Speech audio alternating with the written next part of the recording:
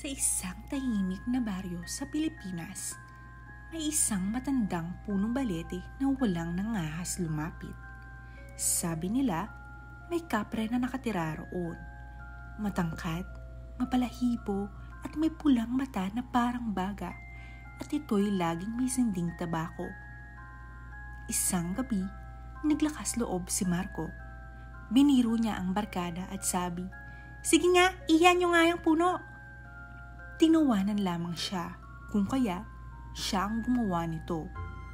Kinabukasan, nawala si Marco. 7 araw nilang naririnig ang sigaw niya mula sa gubat, humihingi ng tulong. Sa ikarulong araw, nakauwi siya. Tulala, puting-puti ang buhok at di na kailanman nakapagsalita. Mula noon, alam na ng lahat na huwag bastusin ang puno at huwag na huwag titigan ang kapre.